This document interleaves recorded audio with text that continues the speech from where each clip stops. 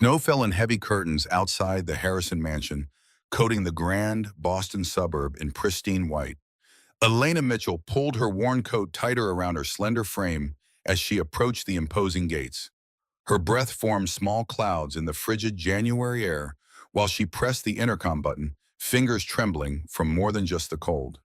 The wrought iron gates opened with a mechanical hum, revealing a curved driveway leading to a sprawling Tudor-style home. Elena checked her watch, 7:58 a.m., 2 minutes early for her first day as the new housekeeper. 2 minutes to prepare herself for whatever waited inside those walls. As she approached the massive oak door, Elena could already hear it, the unmistakable sound of infants crying.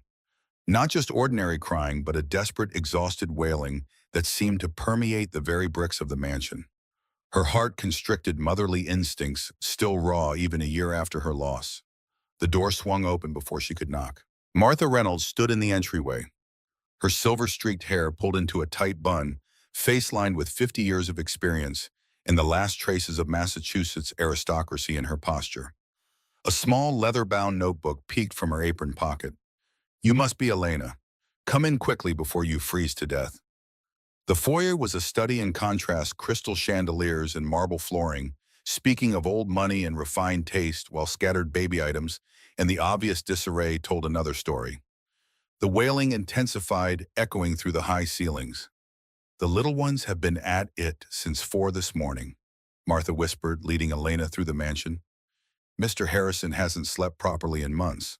I'm afraid you're walking into a bit of a situation." Elena nodded, following Martha up the grand staircase. The walls were lined with photographs, a handsome couple on their wedding day, the woman heavily pregnant in later photos, then abruptly only the man remained in the images, holding two tiny bundles. "Mrs. Harrison passed during childbirth," Martha explained, catching Elena's gaze. "Complications. The twins were born early. Mr. Harrison has been trying to manage everything since then. 2 months ago, they started crying and simply haven't stopped. Doctors, specialists, nobody can figure it out." They reached the second-floor landing where the crying was loudest. A tall man emerged from a room at the end of the hallway, shoulders slumped with exhaustion. James Harrison looked nothing like the confident businessman from the photographs.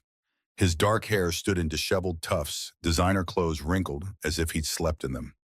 Dark circles shadowed his eyes, and several days' worth of stubble covered his jaw.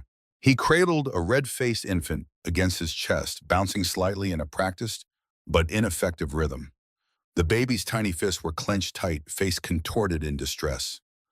"Sully, did you call Dr. Preston again?" His voice cracked with fatigue as he addressed Martha, not yet noticing Elena. "Yes, sir. She'll be here at her usual time this afternoon. This is Elena Mitchell, the new housekeepers I told you about." James glanced up, seeming to notice Elena for the first time. His bloodshot eyes reflected more than physical exhaustion. They carried the hollow look of a man drowning in responsibilities he couldn't manage alone.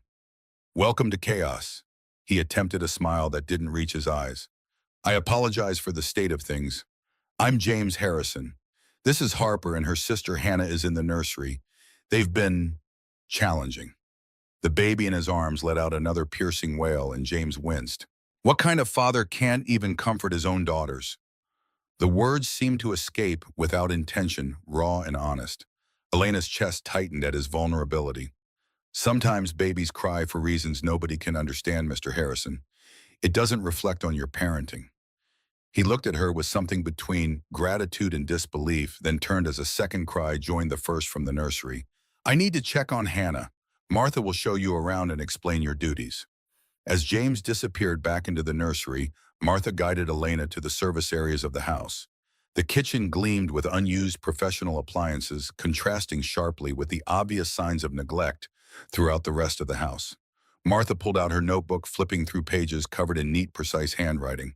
"I've kept records of everything since the family hired me 20 years ago. Lately, I've been tracking the girls' patterns.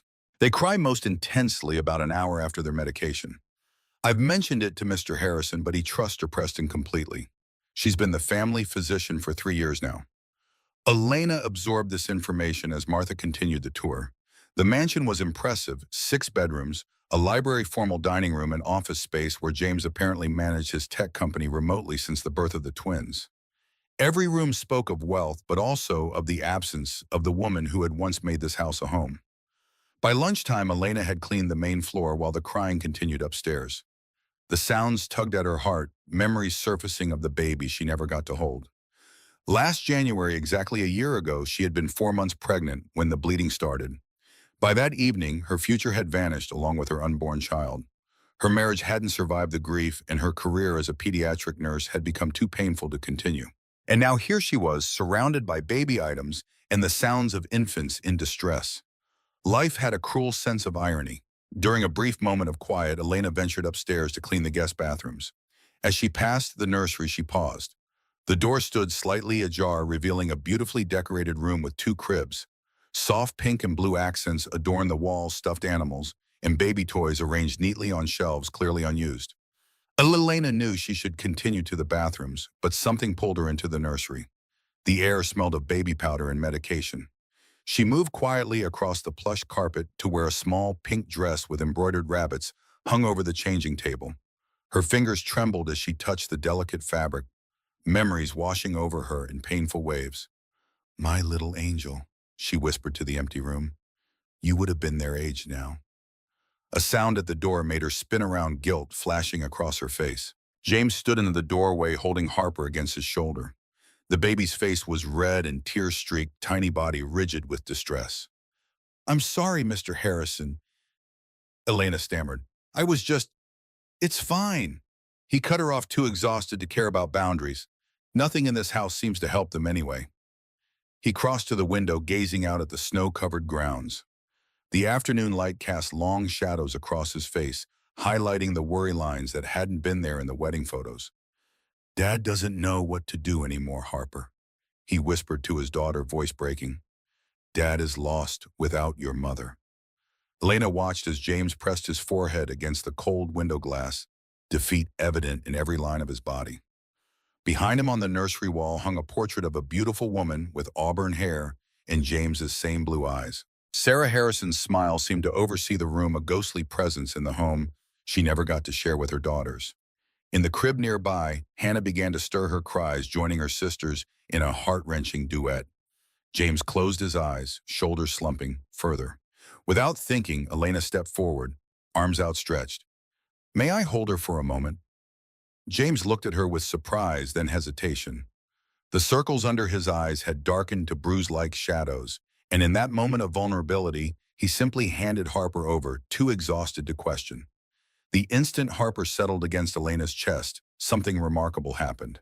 The crying stopped. The baby's puffy eyes opened wide, staring up at Elena's face with an expression of calm curiosity. The sudden silence was so startling that James gasped. "How did you—" He couldn't even finish the sentence. Hannah continued crying from her crib until James brought her closer to Elena and Harper. Incredibly, she too quieted, turning her tiny head toward her sister and Elena, as if sensing the shift in energy. "Shh, little one," Elena whispered, gently rocking Harper. "What's been troubling you?" The baby's eyelids grew heavy, and for the first time in what James later said was more than 8 weeks, Harper fell into a peaceful sleep. Tears welled in Elena's eyes as she held the sleeping infant, her body remembering the child she never got to cradle. "I don't understand," James whispered, watching the impossible unfold before him. "We've had pediatricians, neurologists, sleep specialists. I've spent a fortune on medical opinions, and you just—" He gestured helplessly at Harper, sleeping soundly in Elena's arms, while Hannah remained calm in his, as long as she stayed close to Elena. The room fell silent except for the soft breathing of the twins and the distant ticking of a grandfather clock in the hallway. Martha appeared in the doorway, eyes widening at the scene. "My goodness," she breathed, reaching instinctively for her notebook. "How did this happen?" The peaceful moment shattered at the sound of determined footsteps climbing the stairs. A woman's authoritative voice called out, "James, I'm here for the girls' checkup." Dr. Olivia Preston appeared in the doorway, her presence immediately commanding attention. At 38, she carried herself with the confidence of someone accustomed to respect. Her white coat was immaculate, dark hair pulled back in a severe bun, not a strand out of place. Her posture was ramrod straight, hands clasped around a leather medical bag. "James, how are the—" She stopped abruptly, taking in the scene before her. The doctor's professional smile froze as she registered the sleeping twins in Elena, holding Harper as naturally as if she'd done it 1,000 times. Something flickered behind Dr. Preston's eyes, a momentary fracture in her composed facade. "Who is this?" The question came out sharper than appropriate. "Elena Mitchell, our new housekeeper." James explained, his voice tinged with wonder. "The twins, they're actually sleeping." Olivia's smile tightened. "James, may I speak with you for a moment? In the hallway, please." James hesitated, looking from the peacefully sleeping Harper to Hannah, who remained calm only when held close to Elena. "They're so peaceful right now," he protested weakly. "In the hallway," Olivia repeated, her tone leaving no room for argument. James reluctantly handed Hannah to Martha and followed de Preston into the hall, leaving the door ajar. Elena remained rooted in place, still holding the sleeping Harper, but her attention shifted to the conversation outside. "James, do you understand what just happened in there?" Olivia's voice was low but intense. "She made my daughter sleep, Olivia, for the first time in months.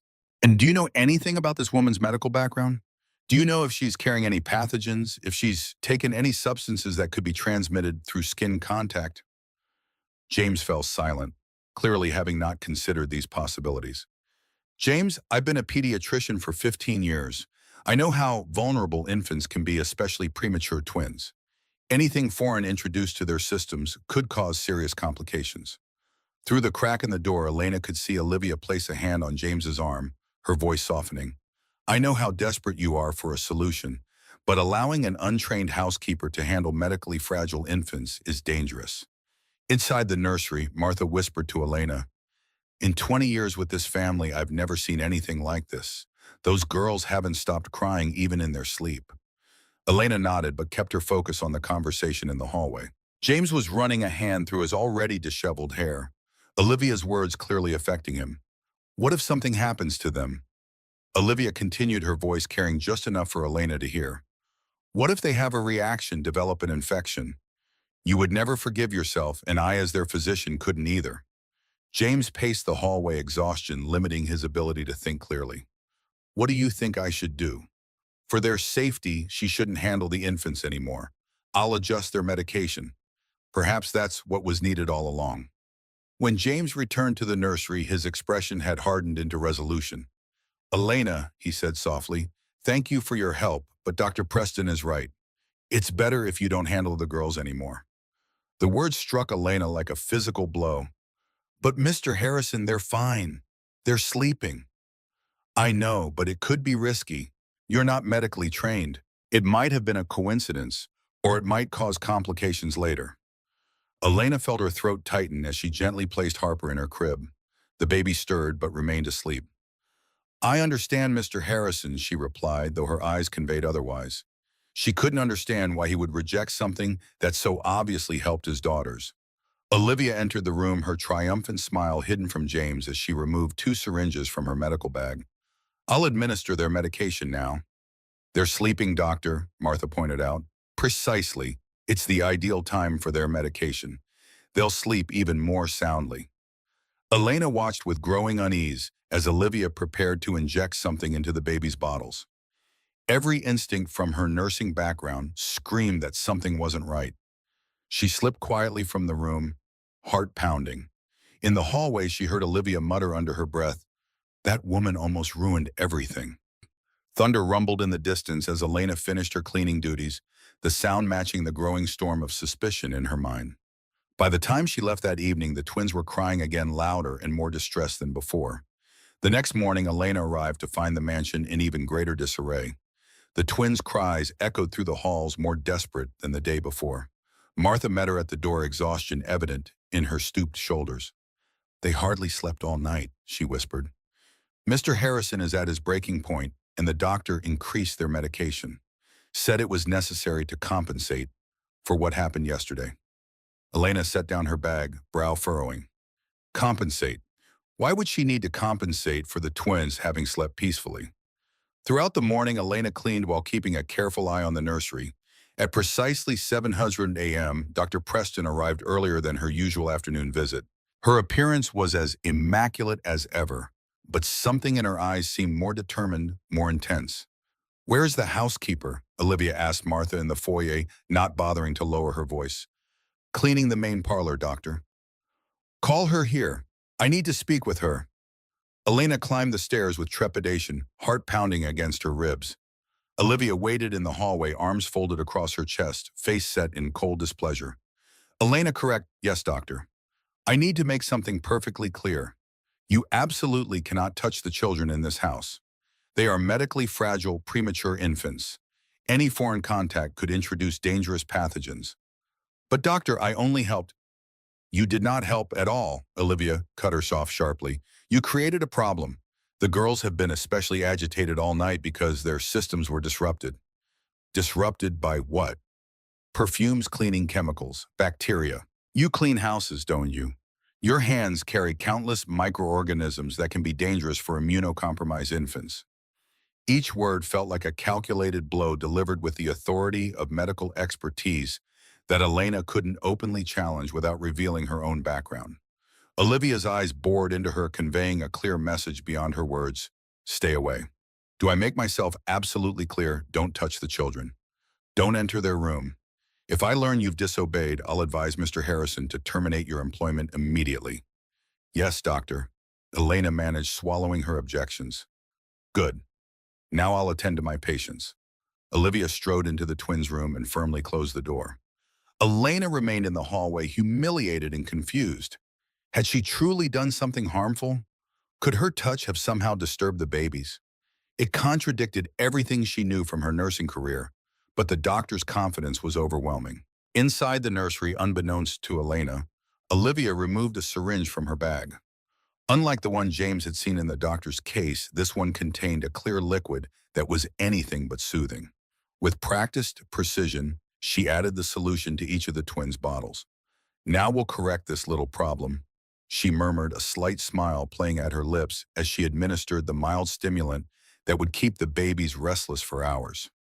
For 3 months since the twins' birth, Olivia had been adding small amounts of the stimulant to their formula. Her plan was methodical. Keep the infants dependent on her treatment, make herself indispensable to James, and eventually, when the time was right, discover the solution and win his eternal gratitude. But on Friday, a simple housekeeper had nearly unraveled months of careful manipulation. Today, Olivia doubled the dose. The twins would have a particularly difficult day, and when she eventually adjusted the medication again, James would be even more grateful for her expertise. They're my little ones, she cooed, her voice honey-sweet as the babies began to drink the tainted formula. Daddy will see that only Aunt Olivia knows how to take care of you. Outside in the hallway, Elena polished the hardwood floors while listening to the cries that were already intensifying. Her heart ached, but she had been explicitly forbidden from intervening. At 10:30 a.m., James returned home from an early meeting to find his daughters in worse distress than ever before. Olivia, he practically shouted into his phone, pacing the upstairs hallway. They're worse than ever. What medication did you give them? Elena couldn't hear the doctor's response, but James's next words were clear. They will die if this continues, he whispered, voice breaking with desperation. From her position in the hallway, Elena felt tears streaming down her cheeks. She knew she could help. She knew the twins would calm in her arms, but she had been forbidden to touch them. While emptying a bathroom trash can, Elena noticed something that intensified her suspicions. Among the discarded items was an empty bottle of pediatric sleep aid, the same medication Dr. Preston supposedly administered to the twins. If she had given them sleep medication, why was the bottle empty in the trash? And why were the girls worse instead of better? A seed of doubt took root in Elena's mind. What if the person entrusted with the twins' care was actually harming them? The baby's cries echoed through the mansion like a desperate plea for help, a plea that only Elena seemed to recognize but had been ordered to ignore. The next day brought no improvement. By noon, Elena worked on the first floor while listening to the twins who had been crying continuously for 8 hours. Martha found her in the kitchen, notebook clutched tightly in her hand and worry etched deeply in her face. Elena, may I speak with you? Of course, Martha. I find what's happening here very strange. The girls only improved when you held them on Friday. Then they became worse than before all weekend. Elena set down her cleaning supplies, meeting the older woman's concerned gaze. You thought it was odd too? Oh, There's more. Martha glanced around to ensure they were alone. I've worked here for 20 years. I've never seen infants cry this persistently. It's not normal. No, it's not normal. And another thing that struck me, the doctor now comes daily. But before the girls were born, she only appeared when Mr. Harrison called her. Lena's heartbeat quickened. She wasn't imagining things after all. There really is something wrong, Martha. You keep records in that notebook, correct? Yes, I do. Old habit. I note who comes and goes, what time things happen. Could you tell me when the doctor arrives and when the girls start crying harder? Martha opened her notebook, flipping through several pages. Look here. Monday, the doctor arrived at 700 a.m., administered medication at 7:30 a.m. The girls began intense crying at 8:30 a.m. And yesterday, Tuesday, the doctor came at 700 a.m., gave medication at 7:15 a.m. The girls began extreme distress at 8:15 a.m. Always an hour after the medication, Elena whispered. Always. But that must be normal, right? Sometimes medications need time to take effect. If the medication is meant to calm them, why do they get worse after taking it? Martha, have you seen what medications Dr. Preston disposes of? What do you mean, I found empty bottles of baby sleep aid in the bathroom trash. If she's giving sleep aids to the babies, why are the empty bottles in the garbage? Martha's expression shifted from confusion to concern. Now that you mention it, that is odd. Why throw away medication containers that weren't used? Their conversation was interrupted by rapid footsteps on the stairs. James rushed down, hair standing on end, shirt wrinkled beyond salvation. Martha, where's Olivia? I've called her, but she's not answering. She hasn't arrived yet today, sir. The girls have been crying nonstop for 8 hours. 8 hours, they'll have seizures if this continues. Elena felt her chest tighten at his obvious distress. Mr. Harrison, she said softly, may I offer a suggestion? What? What if you tried not giving the medication today just to see if there's any change? James stared at her as if she'd suggested something outlandish. Lena, they're like this precisely because they need their medication. Olivia said their systems, or what did she call it, destabilized. But what if it's not that? What if it's the medication itself causing their distress? Elena, James's voice rose sharply. Olivia is a board-certified pediatrician. She knows what she's doing. Elena looked down, but the doubt in her mind only grew stronger. The phone rang and James rushed to answer it. Olivia, thank God you need to come immediately. The girls are in terrible shape. There was a pause as he listened. All right, I'll be here. You said there's another dose in the refrigerator. James went to the kitchen and removed a bottle containing a clear liquid from the refrigerator. Martha, come help me administer the medication to the girls. Elena watched, making a decision that would change everything. She needed to discover what was really happening. At 2:00 p.m., she stood by the main parlor window, pretending to clean the glass. From this vantage point, she could see into the twins' room on the upper floor. 15 minutes later, Olivia arrived. From the window, Elena observed that the doctor didn't appear nearly as concerned as she should have been. In fact, she seemed almost pleased. Elena continued watching as Olivia entered the twins' room. What she witnessed sent chills down her spine. The doctor didn't examine the babies, didn't check their temperatures, didn't listen to their hearts, nothing. She simply removed something from her medical bag and added it to their bottles. Martha, Elena called softly, come see this. Martha joined her at the window. What is it? Look up there. The doctor isn't examining the girls. She's just tampering with their bottles. Martha watched, her expression growing troubled. How strange. A doctor should always examine patients before administering medication. They observed Olivia leaving the room and speaking with James in the hallway. They couldn't hear the conversation, but James's body language suggested she was reassuring him about something. Martha, when the doctor leaves, can you show me what medication she left behind? Yes, I can. An hour later, after Olivia departed, Martha and Elena went to the twins' room. James had stepped out to take an important business call, leaving them a brief window of opportunity. Look here. Martha showed Elena the bottle in the nursery refrigerator. This is what she always leaves. Elena examined the bottle, reading the label aloud. Natural baby sleep aid. She turned the container over, examining it carefully. But look at this, Martha. The seal has been tampered with. Someone has opened and resealed it. How can you tell? I worked in a hospital for years. You learn to notice these things. The cap is slightly warped and there's residue around the rim. Someone has definitely tampered with this bottle. As if on cue, new cries erupted from the cribs. Harper and Hannah began to grow restless, their tiny faces reddening with distress. An hour after the medication, Elena said quietly, just like you documented. Oh my, Martha whispered. Could it be that, Martha, can you do something for me tomorrow? What? When the doctor arrives, create a reason to be in the room and watch what she does with the medication without her noticing. If she catches you watching, we'll know for certain something isn't right. The next morning, Elena arrived, eager to learn how the twins had fared overnight. Martha met her at the door with an uncharacteristically bright expression. Elena, I'm so glad you're here. You won't believe what happened.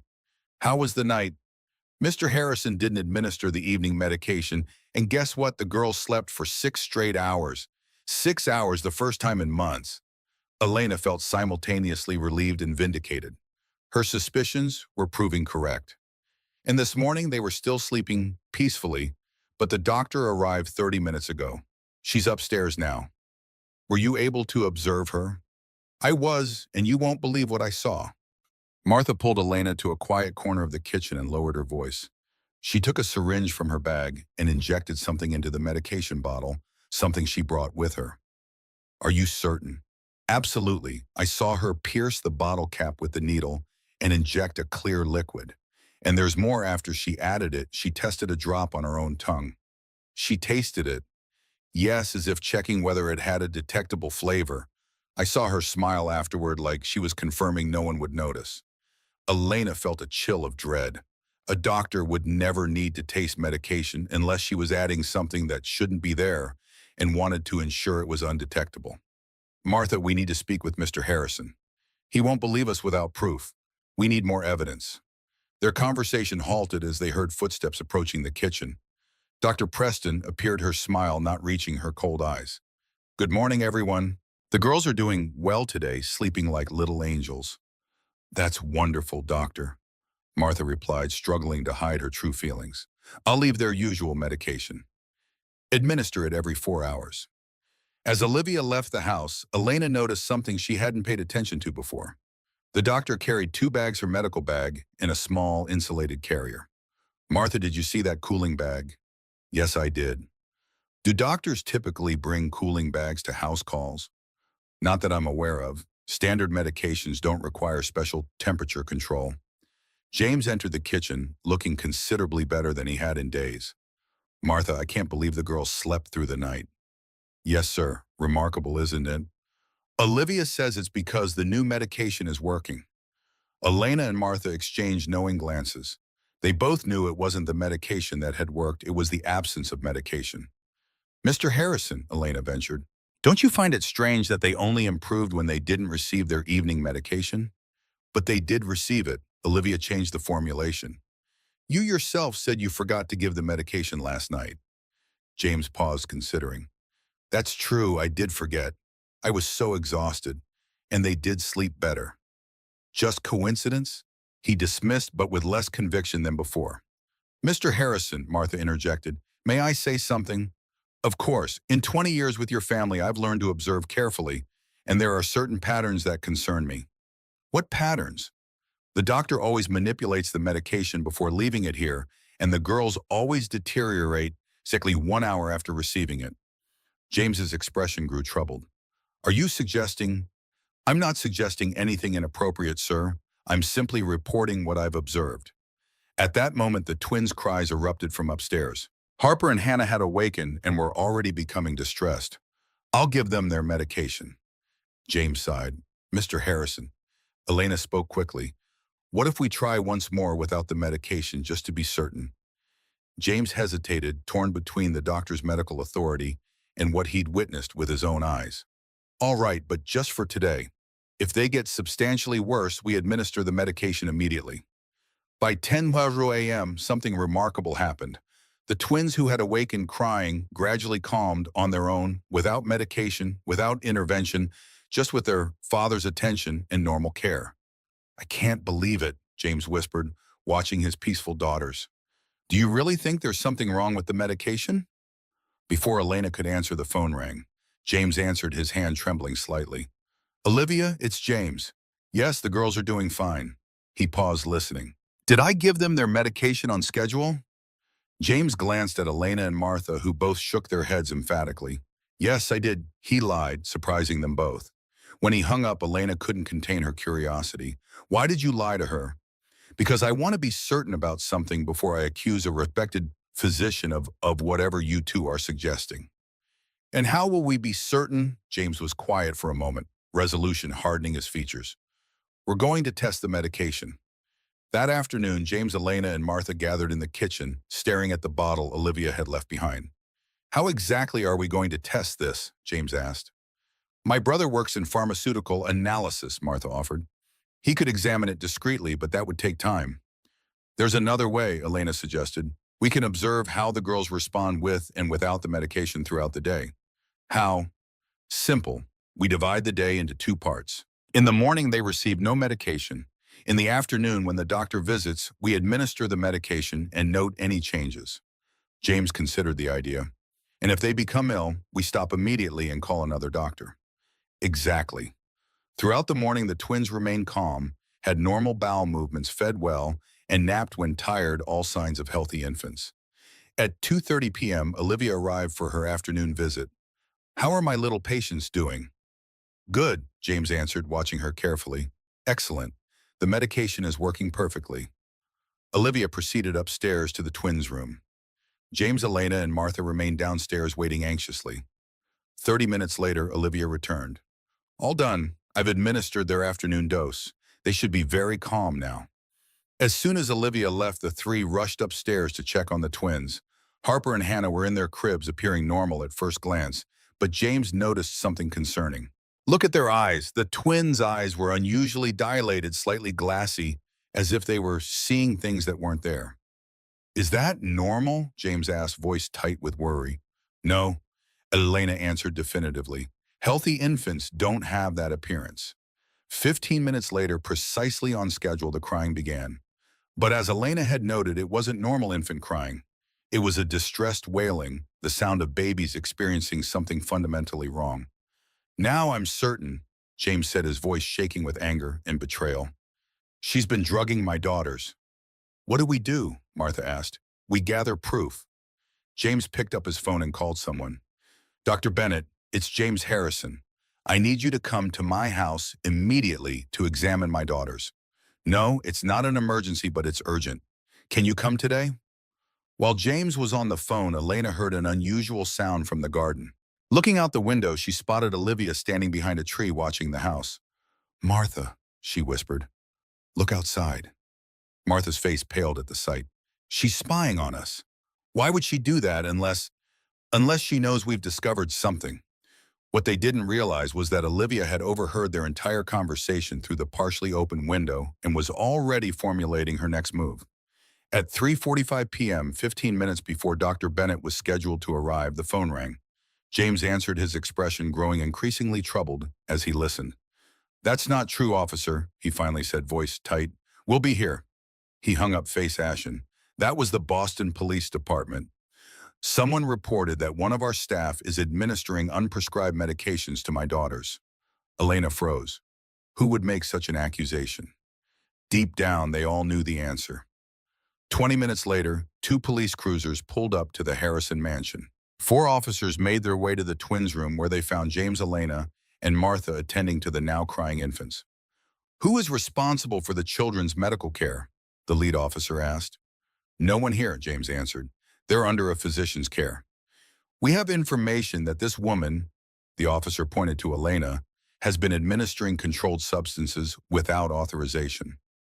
That's absolutely false, James protested. At that moment, Olivia appeared in the doorway, accompanied by another officer.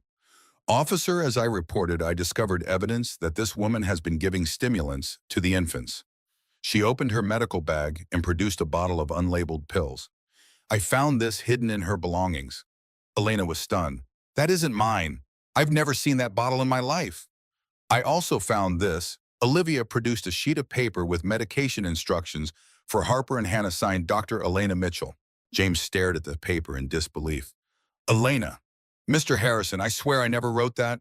I don't even know how to write a prescription. I'm not a doctor. Ma'am, the officer said firmly, you'll need to come with us for questioning. As Elena was escorted away, Olivia approached James. I'm so sorry, James. I know you trusted her, but I couldn't allow your daughters to remain in danger. James looked from his continuously crying daughters to Olivia, who now seemed to be his only remaining ally. He didn't notice the small, triumphant smile that briefly crossed the doctor's face. Outside, snow continued to fall as Elena was placed in the police car, the mansion's warm lights growing distant through the thickening white curtain. The twins' cries echoed in her mind, a desperate call for help that now might go unanswered. The winter storm intensified, mirroring the perfect storm of deception that had ensnared them all. As the police car pulled away, Elena caught a final glimpse of the Harrison mansion through the swirling snow, a beautiful prison where two innocent lives hung in the balance, victims of a trust misplaced and a love twisted beyond recognition. Dawn brought no comfort to Elena Mitchell as she awoke on a thin mattress in the Boston Police Department holding cell. The night had stretched endlessly, her mind replaying every moment at the Harrison mansion, searching for when she might have prevented this nightmare. The cell's cold concrete walls had absorbed her protests and tears until exhaustion finally claimed her in the early morning hours. Outside her window, the first golden rays painted a deceptive picture of hope on the snow-covered city. Elena sat up, rubbing her eyes, still unable to believe the reality of her situation. Yesterday morning, she had been a housekeeper, trying to help two innocent babies. Now she was a suspected criminal accused of drugging the children she'd wanted to protect. The cell door opened with a metallic clang. Officer Reynolds, a weathered man in his 50s with salt and pepper hair, gestured toward the corridor. Mitchell, visitor for you. Hope fluttered in Elena's chest. Perhaps James had come to his senses, or Martha had found evidence clearing her name. Instead, the visitor waiting in the stark interview room sent her heart plummeting. Susan Mitchell sat rigidly in a metal chair, her face a mask of controlled fury. At 62, she carried herself with the dignified bearing of a former school principal, her silver hair pulled into a severe bun that mirrored the tightness of her expression. The lines around her mouth had deepened overnight, carved by shame and anger. Mom, Elena whispered the word barely audible in the tense silence. Susan's shoulders stiffened, as if the word itself caused physical pain. Don't call me that. The harsh fluorescent lighting accentuated every line of disappointment on her mother's face. Susan's hands remained clasped on the table knuckles, white with tension, her wedding ring twisting nervously, a habit Elena recognized from childhood scoldings. How could you do such a thing, harming innocent babies with drugs? Susan's voice trembled, not with compassion, but with barely contained rage. I didn't do anything wrong. The doctor set me up. Susan's laugh was brittle, devoid of humor. Stop lying. It was in the Boston Globe this morning on the local news. Everyone on Maple Street knows. Your brothers and sisters can't even leave their homes without facing questions. Elena felt the world tilting beneath her. Her reputation wasn't just damaged, it was obliterated. Her name transformed overnight into a cautionary tale. Mom, please, just listen for a minute. I don't want to hear anything from you. Susan stood abruptly, chair scraping against the linoleum floor. As far as I'm concerned, you no longer exist. I don't want to see your face ever again. The door slammed behind Susan with such finality that Elena physically flinched. She remained frozen, staring at the empty chair where her mother had sat, the last tether to her former life, severed with surgical precision. By afternoon, Public Defender Lawrence Greenberg arrived, his worn briefcase held together with duct tape, much like his fraying suit cuffs. 20 years of representing the falsely and truly guilty had etched permanent furrows into his forehead and robbed his eyes of any idealism they might once have contained. Miss Mitchell, I'll be straightforward with you. The situation looks bad. They have tangible evidence against you. But I didn't do it. The doctor planted everything. Lawrence sighed, spreading police reports across the table. Forging a prescription is a Class C felony in Massachusetts. It carries a sentence of 2 to 8 years. Someone planted that prescription in my belongings. Dr. Preston orchestrated this whole thing. Do you have any proof? The question landed like a blow. In her cell, what evidence could she possibly gather? Lawrence seemed to read her thoughts, his expression softening marginally. Legally speaking, you're innocent until proven guilty. But the evidence, He trailed off, not needing to finish the sentence. That night, Elena shared a cell with Darlene Wilson, a repeat offender in her 50s, with arms covered in faded tattoos and eyes that had seen too much of life's darker corners. First time inside, huh? Better hope it's your last. Darlene settled onto her bunk studying Elena with practiced assessment. What they got you for? They claim I forged prescriptions to give drugs to babies. Darlene's face hardened, an unspoken hierarchy of crimes, clearly placing Elena's alleged offense near the bottom. Hurting kids is serious business in here. If you really did that, I didn't. Then someone set you up good. Darlene leaned closer, lowering her voice despite their solitude. Listen up, because this might save you some pain. In here, truth doesn't matter as much as perception. And right now, perception says you're a baby herder. Elena lay awake long after Darlene's breathing had evened into sleep, the woman's words echoing in her mind. Outside their small window, Boston's lights created an artificial twilight that failed to mask the star's absence. Never had Elena felt so isolated, so powerless against forces she couldn't control. Morning brought more devastating news via a guard's casual remark. Those babies you drugged were rushed to Massachusetts General last night. Elena's heart stopped. What? They're in the pediatric ICU with seizures and high fevers. Doctors think it was an overdose of whatever you gave them. The floor seemed to drop from beneath Elena's feet. She grabbed the cell bars, desperation overriding protocol. I didn't give them anything. Please, you have to let me out. I need to talk to someone. Quiet down. You're not going anywhere. The guard moved on, leaving Elena clutching the bars, her knuckles white with fear. Harper and Hannah were dying, and the one person who understood what was happening remained trapped behind bars, her warnings dismissed as the desperate lies of a criminal. Elena slid to the floor, tears flowing freely. The twins' faces appeared in her mind, their peaceful expressions when she'd held them, their distress after Olivia's medication. Now they were fighting for their lives while the true culprit walked free. At Massachusetts General Hospital, James Harrison paced the pediatric intensive care unit corridor, a man transformed by 48 hours of fresh hell. His daughters lay in adjacent cribs, tiny bodies connected to machines monitoring every life function, their skin pale beneath the institutional lighting, their cries silenced by exhaustion and medication. How did this happen, Olivia? His question hung in the air between them, repeated for perhaps the dozenth time since their admission. Dr. Preston maintained her professional composure, though subtle signs of strain showed in the tightness around her eyes.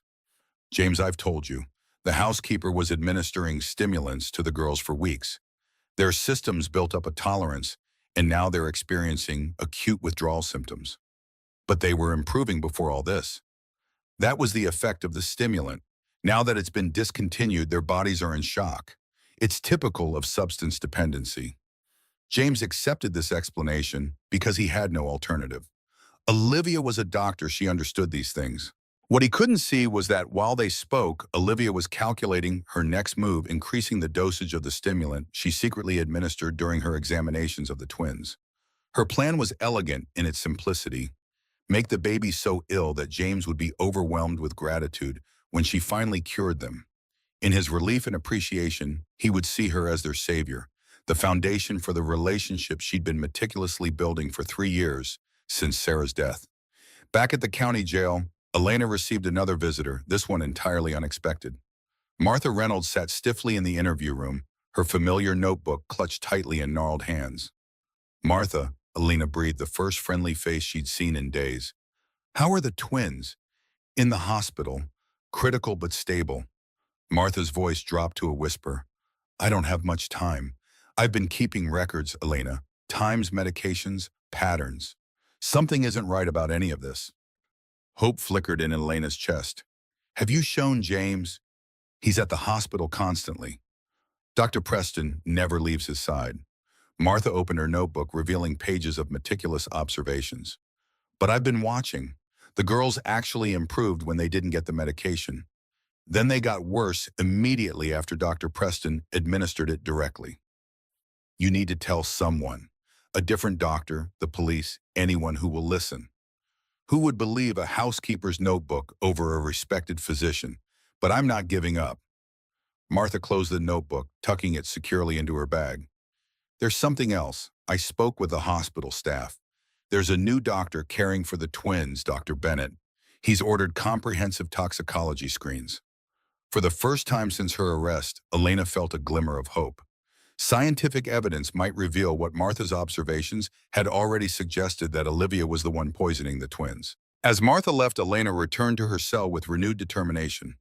She might be powerless behind bars, but Martha was still free, still gathering evidence. If the toxicology results showed stimulants in the twins' bloodstream, questions would naturally arise about how a jailed housekeeper could continue administering drugs. Saturday morning dawned with unexpected development. The twins had stabilized overnight, their fevers dropping slightly after being separated from Olivia's care for a full day. Dr. Daniel Bennett, a pediatric toxicologist with 20 years' experience, studied their charts with growing suspicion. "These patterns are inconsistent with what we'd expect from withdrawal," he murmured to his resident. "If anything, they're showing signs of improvement since admission." In the twins' room, James dozed uncomfortably in a chair positioned between their cribs. 3 days without proper sleep had left him haggard, his normally immaculate appearance abandoned in favor of hospital-provided scrubs after coffee had spilled on his last clean shirt. Yet despite his exhaustion, a subtle change had occurred. For the first time in months, his daughters were sleeping peacefully without constant medical intervention. Dr. Bennett entered quietly, his experienced eyes taking in the scene. "Mr. Harrison," James startled awake immediately, checking both cribs before addressing the doctor. "How are they?" "Actually, they're showing improvement. Their fever has decreased by 2 degrees since yesterday, and the EEG readings are normalizing." "Really?" Hope flickered across James's face, the first positive news in what felt like an eternity. "Yes. If this trend continues, we might be able to remove some of the monitoring equipment tomorrow." After Dr. Bennett left, James found himself contemplating Elena's question from days earlier. If someone had been giving the twins harmful substances, wouldn't they improve once separated from that influence? The girls were indeed improving in the hospital, away from any medications Olivia normally provided at home. "Mr. Harrison." Martha appeared in the doorway, her presence a welcome reminder of normalcy. "How are they doing?" "Better, surprisingly. Dr. Bennett says their fever is decreasing." Martha's expression remained carefully neutral, though her eyes conveyed silent confirmation. "That's wonderful news, sir."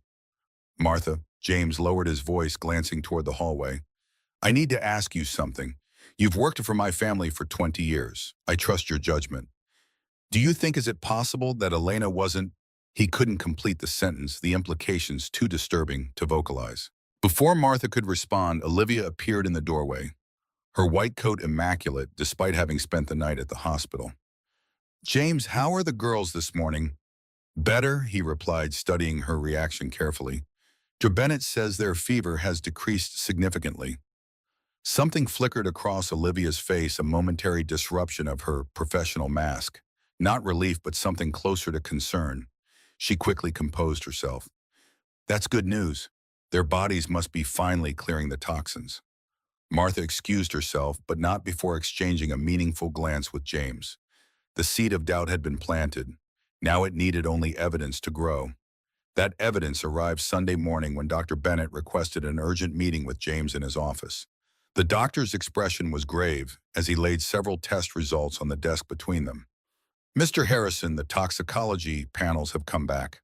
I'm afraid I have some disturbing news." James braced himself, hands gripping the armrests of his chair. "What is it?" "We found significant levels of a powerful stimulant in your daughter's bloodstream. This particular compound is a prescription medication used to treat certain neurological conditions in adults. It would never be prescribed for infants." James felt the air leave his lungs. "A stimulant?"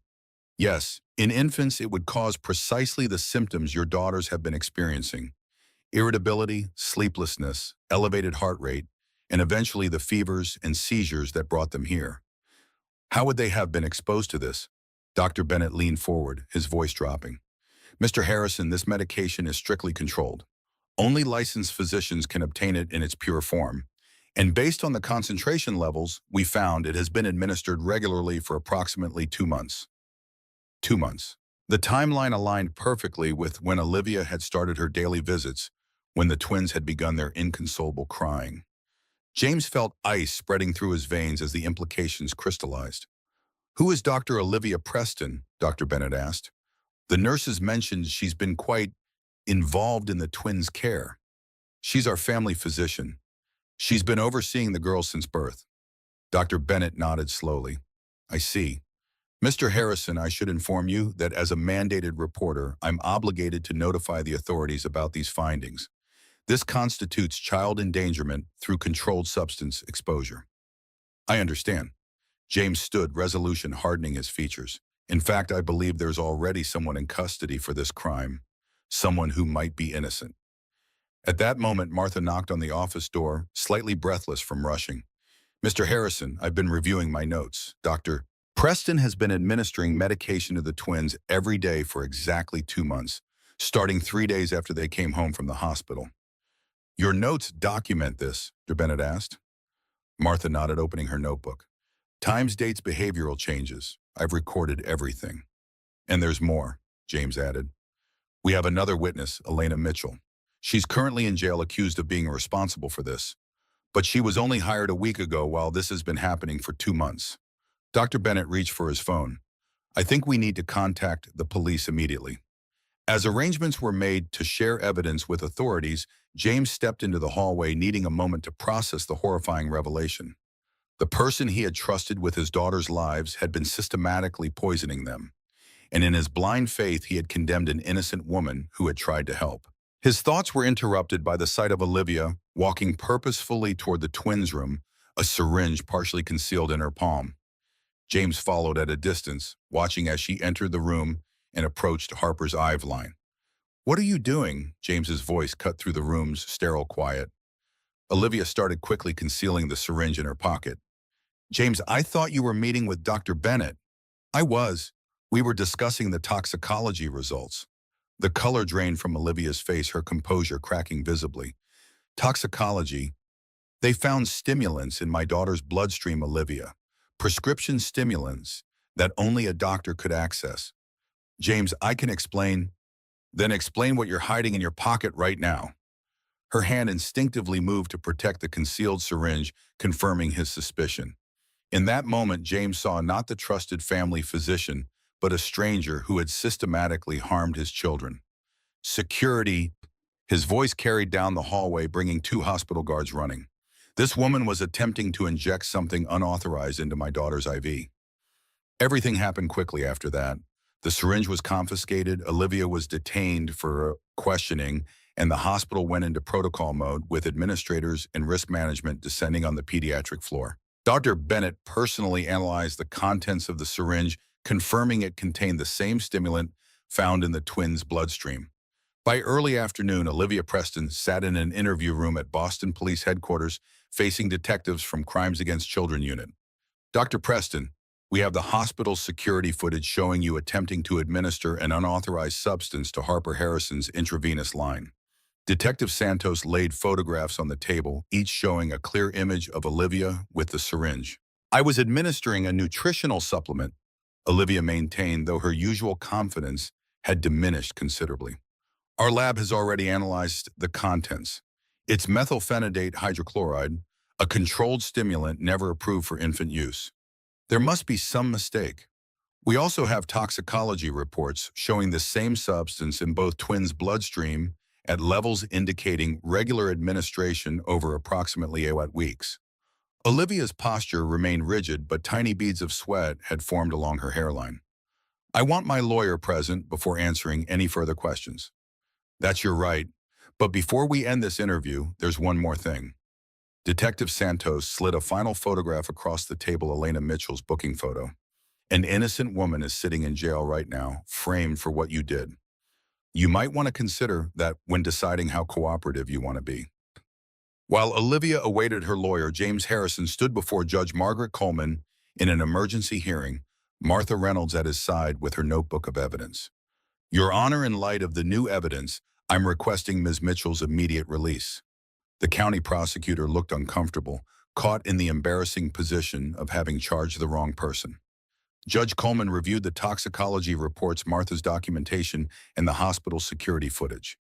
This evidence suggests not only that Ms. Mitchell is innocent, but that she was deliberately framed by the actual perpetrator. Yes, Your Honor, Boston PD currently has Dr. Olivia Preston in custody in connection with this case. Very well. I'm ordering Ms. Mitchell's immediate release and the dismissal of all charges against her. Relief flooded James's body, though it was quickly tempered by shame. He had allowed an innocent woman to be imprisoned while the real threat remained in his home near his children. Now he faced the daunting task of making amends if such a thing was even possible.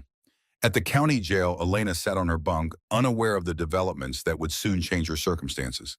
The past 3 days had aged her visibly dark circles, shadowed her eyes, and her normally vibrant demeanor had dulled to resignation. When Officer Reynolds appeared at her cell door, she barely looked up.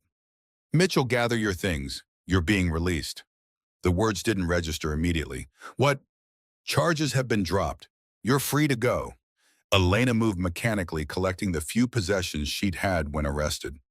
The processing took another hour paperwork, the return of her personal effects, final signatures. When she finally stepped through the heavy doors into the late afternoon sunlight, the sudden freedom felt surreal. James Harrison waited by a black SUV, his tall frame looking diminished somehow, humility replacing his former confidence.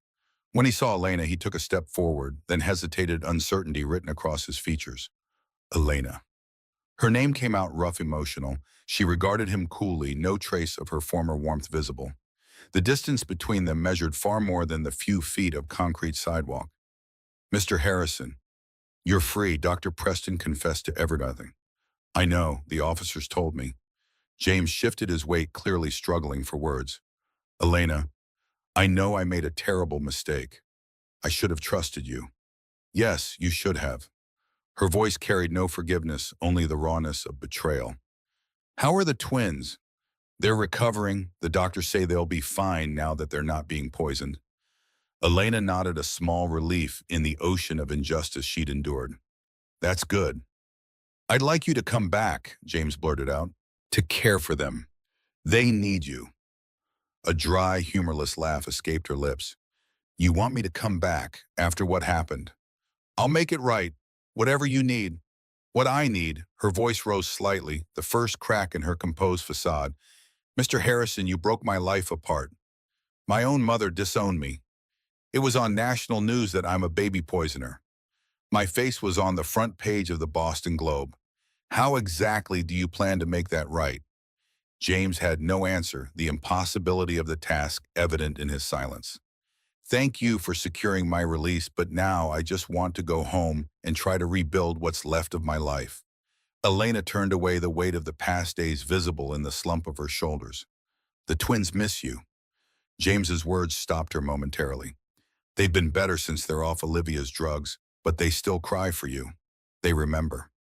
Elena paused, the twins' faces appearing in her mind's eye. Despite everything, her heart ached for them, innocent victims in a twisted game. But her self-preservation instinct was stronger. "I can't, Mr. Harrison. I don't trust you anymore." She walked away, leaving James standing alone in the county jail parking lot, understanding for the first time that some bridges, once burned, might never be rebuilt. Elena's return to her apartment brought little comfort. The small one-bedroom in Dorchester had been searched by police, personal items disturbed and left in disarray. Evidence markers still clung to surfaces where they had dusted for fingerprints, physical reminders of the violations she'd experienced. Neighbors peeked through partially open doors as she walked down the hallway, whispers following in her wake.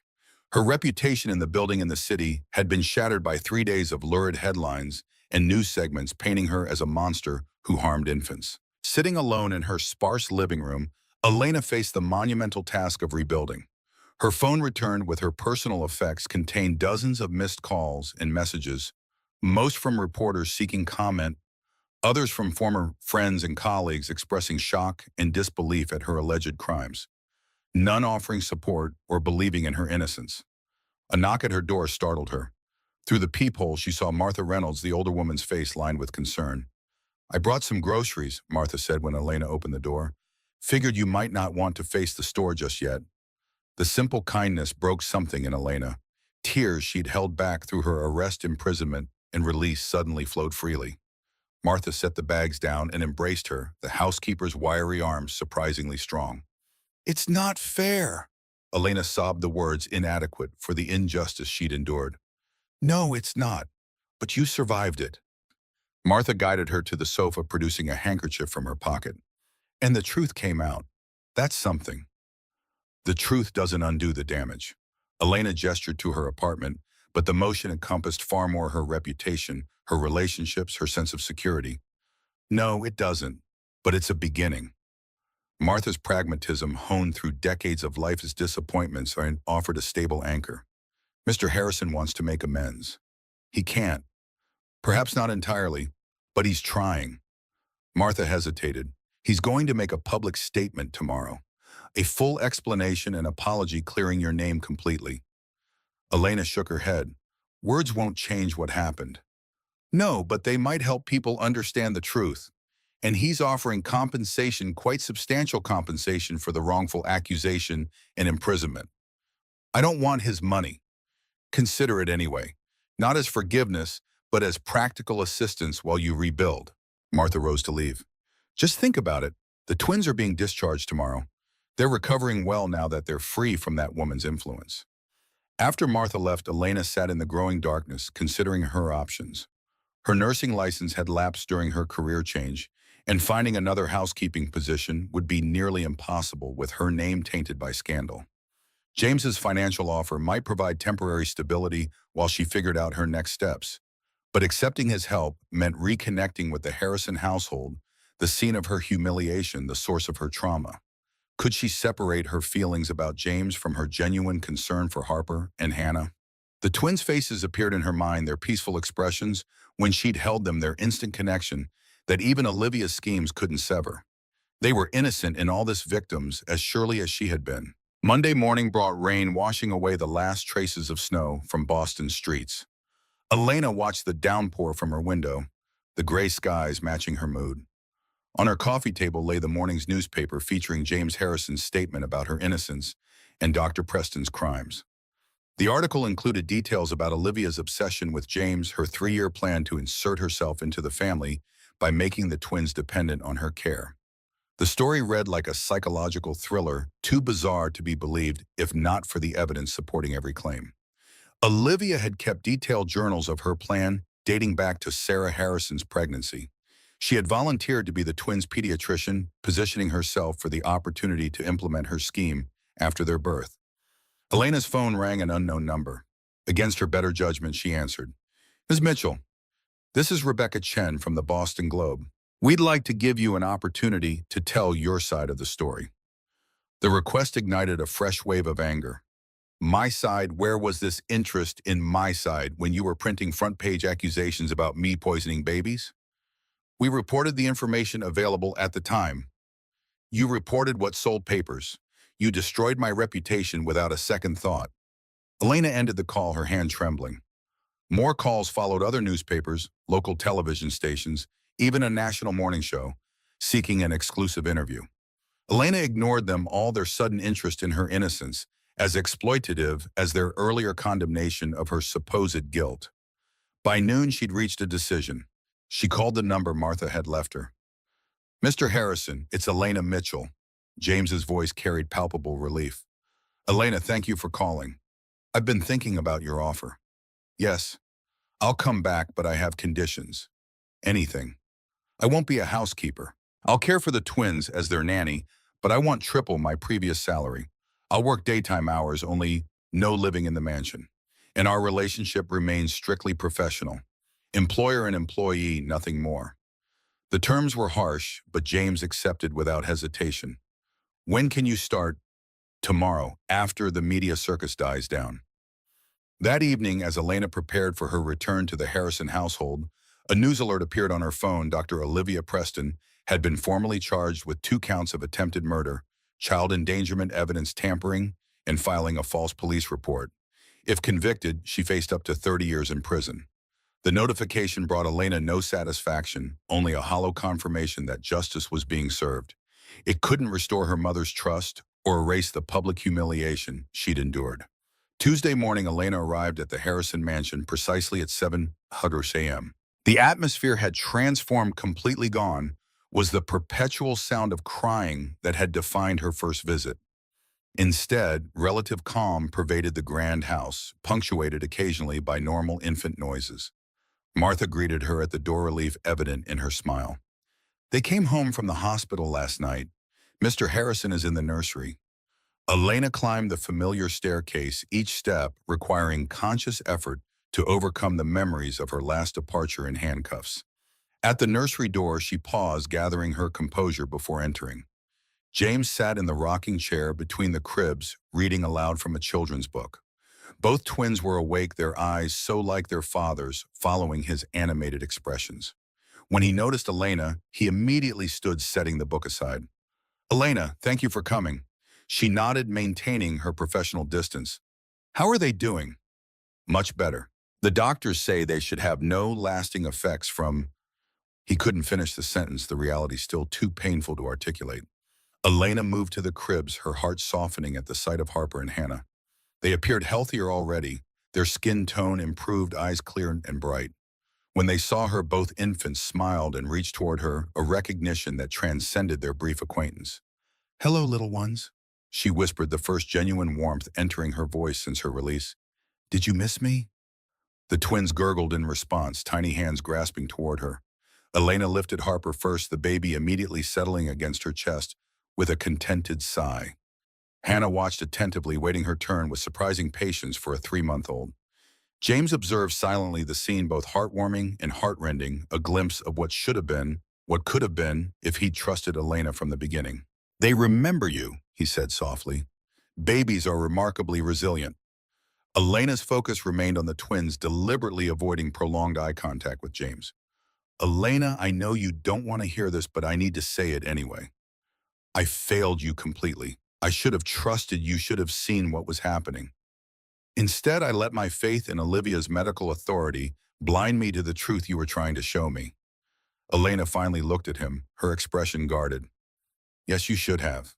But it's done now. Not for you, it isn't. Your life has been upended because of my mistake." "You're right, it has, and no apology changes that." She returned her attention to Harper, ending the conversation. The first week established their new dynamic. Elena arrived each morning at 7, cared for the twins with natural expertise, and departed precisely at 5. She interacted with James only when necessary, responding to his attempts at conversation with minimal politeness. At home, Elena faced her own battles. Neighbors still whispered when she passed in the hallway. Her mother remained unreachable, returning none of her calls. Former friends maintained their distance, uncertain how to bridge the gap created by her public disgrace. The situation came to a head during a routine grocery trip. Elena stood in the produce section when an older woman nudged her companion, pointing openly. "That's her, the nanny who drugged those poor Harrison babies. I thought she was in jail." "Apparently not. They say money talks. Harrison probably paid someone off." Elena abandoned her half-filled cart, fleeing the store as whispers followed her.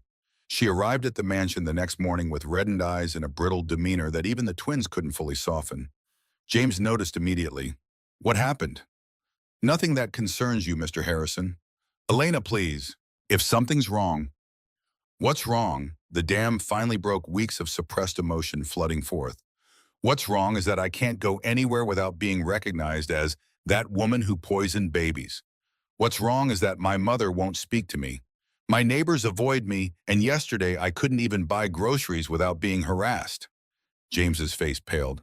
"I didn't realize." "Of course you didn't. Your name has been cleared. You're the victim in this story, the widowed father deceived by an evil doctor. I'm still the monster in everyone's minds. What can I do?" "Nothing. There's nothing you can do to fix this."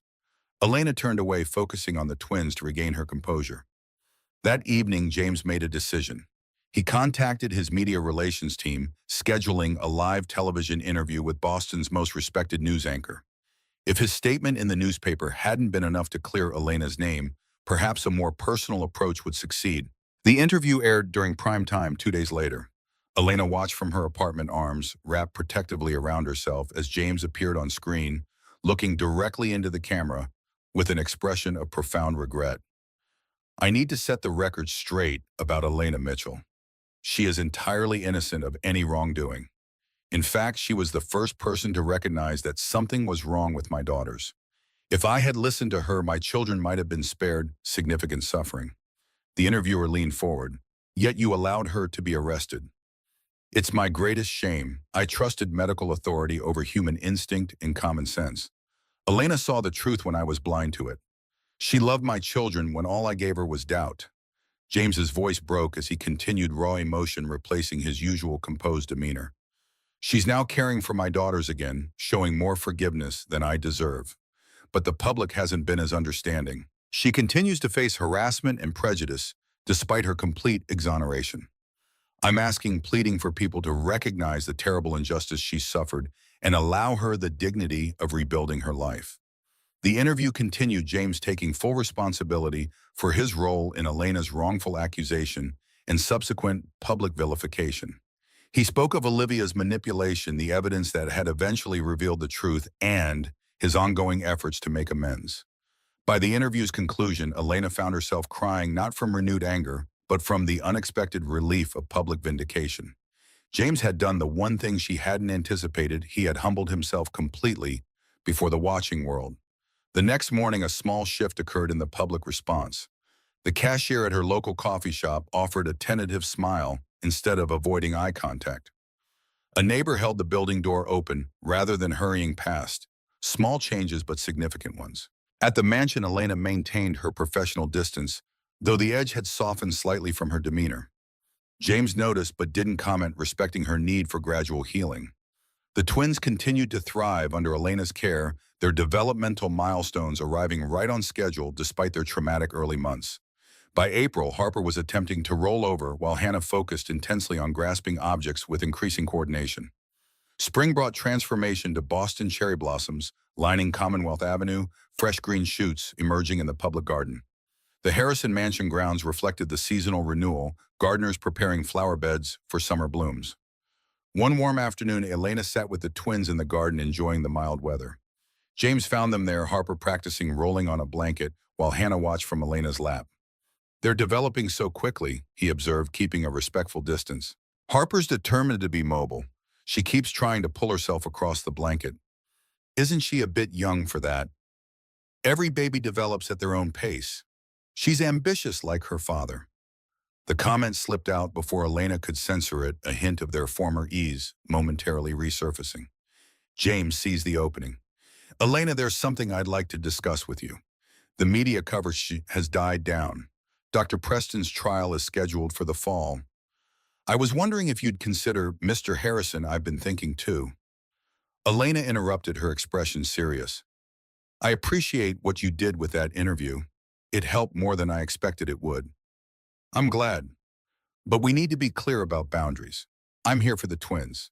Our relationship remains professional." James nodded acceptance, replacing disappointment. "I understand.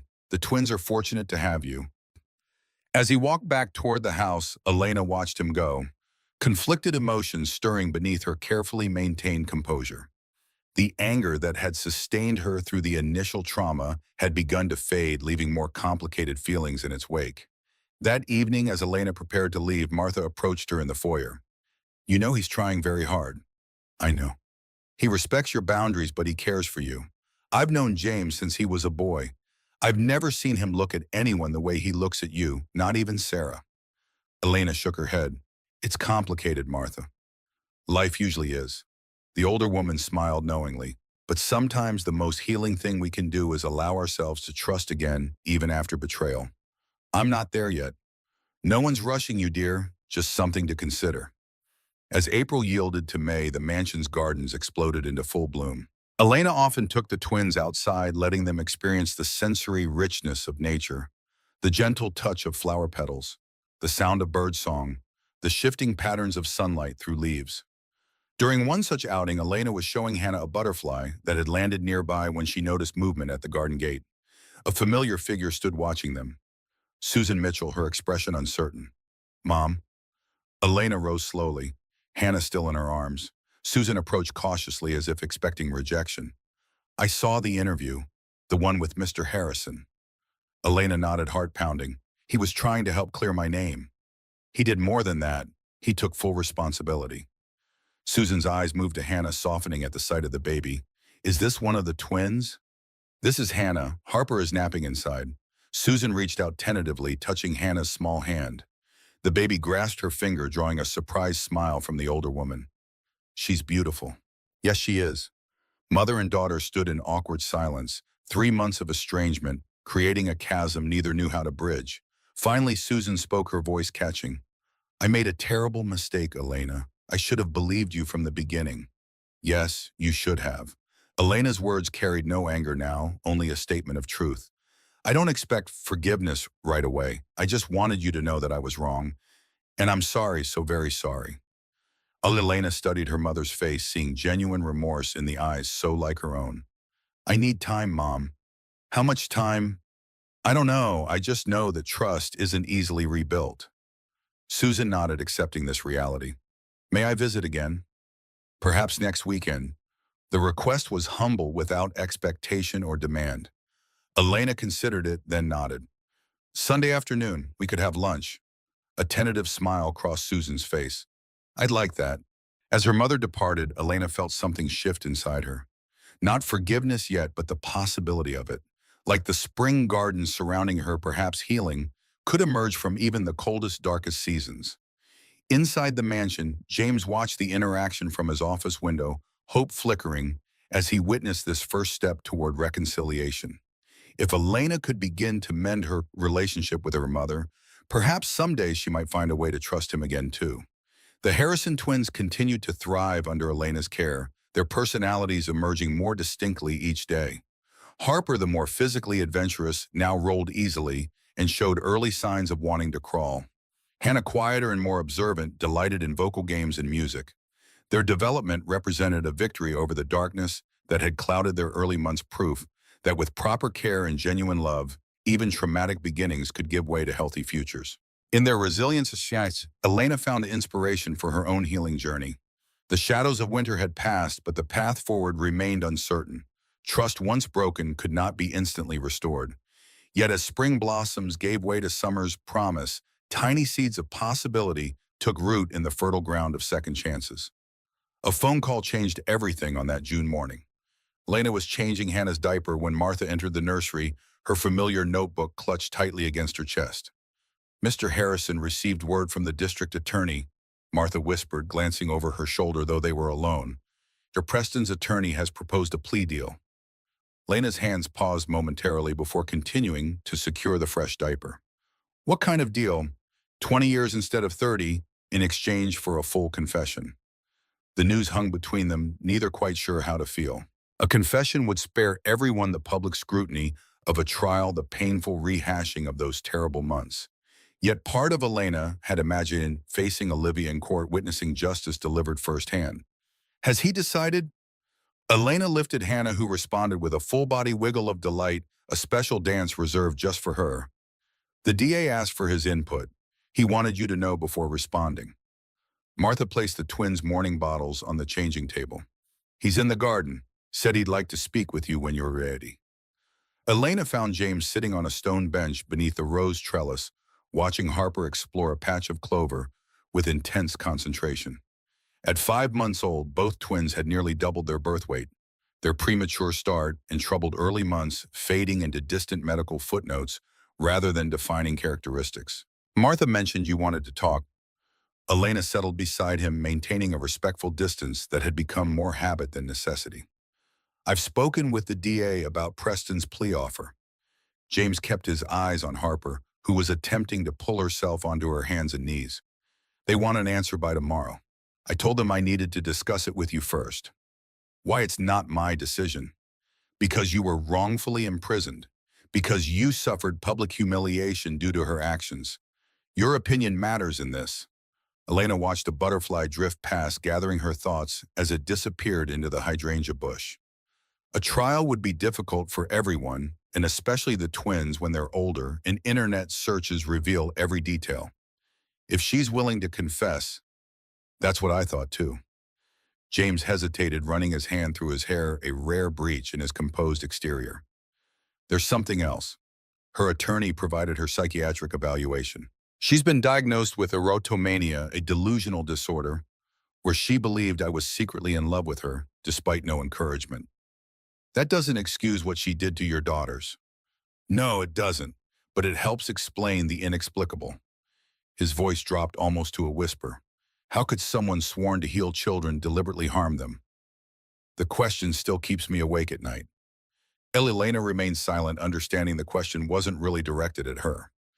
James was still processing his own guilt for trusting Olivia, for allowing her near his children for months while they suffered. I'll inform the DA we support the plea deal, he finally said, rising to leave. Thank you for your input. The next day brought news that Olivia had formally accepted the agreement. She would serve 20 years in a psychiatric correctional facility with no possibility of practicing medicine again. The case that had dominated Boston headlines for months would conclude without the spectacle of a trial allowing all involved to move forward. For Elena, legal closure represented only one dimension of healing. Her relationship with her mother remained tentative, weekend visits, carefully choreographed to avoid deeper emotional terrain. Susan Mitchell had made multiple attempts at reconciliation, but the bridge between them remained partially collapsed, requiring patient reconstruction. Sunday lunch had become their weekly ritual, sometimes at Susan's modest home in Dorchester, occasionally at a neutral restaurant. This particular Sunday found them at a small cafe near Boston Common, the summer crowds providing ambient cover for difficult conversations. I went through some old photo albums yesterday. Susan stirred her iced tea, avoiding direct eye contact. Found pictures from your nursing school graduation. You look so proud in your whites.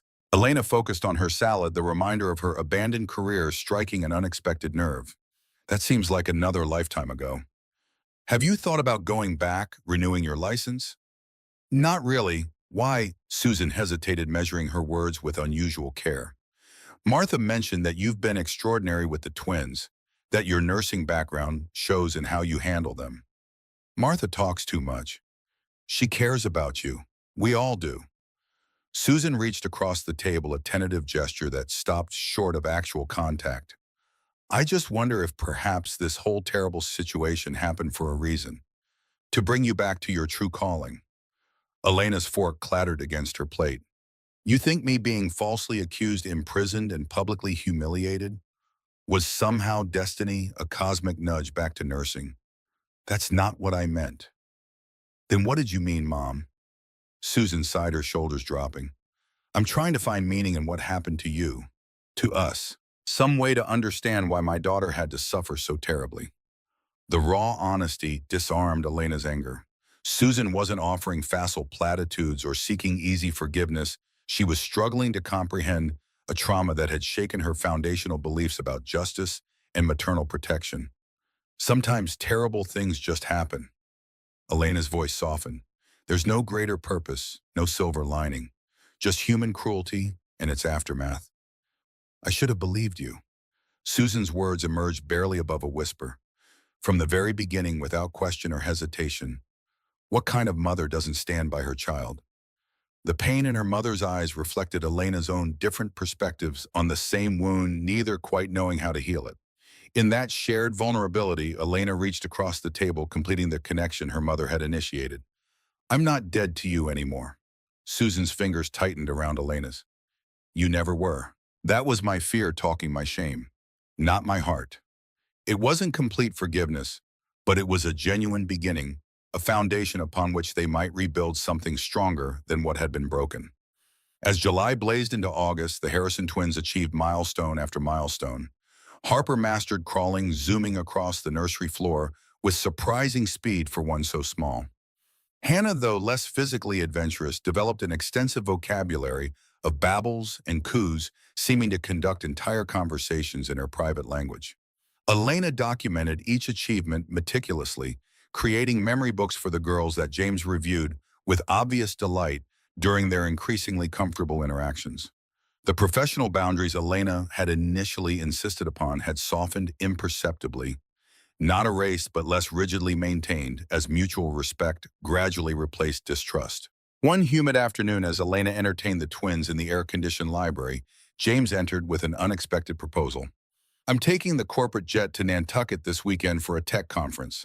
Martha suggested I invite you and the twins to come along. The sea air would be good for them, and the beach house has plenty of space. Elena looked up from where she sat cross-legged on the floor between the babies.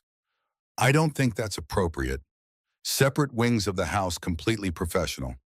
Martha would accompany us as chaperone if that helps. James offered a self-deprecating smile. I'm not suggesting anything improper, just a change of scenery. Boston's having a record heat wave, and the island will be 20 degrees cooler. What about the media? Won't it look strange if we all travel together? The Harrison family beach house isn't exactly a secret, but it's private property on a secluded stretch of coastline. No paparazzi, no nosy neighbors. Elena hesitated, watching Harper attempt to pull herself up using the coffee table's edge. The babies had never left Boston, never seen the ocean, or felt sand between their toes. And James was right about the oppressive heat wave gripping the city. Just the weekend, Friday to Sunday. We'd fly out Friday afternoon, return Sunday evening. The girls would have their own room adjacent to yours. And Martha would definitely come, already packed and looking forward to it. She hasn't been to the island in years.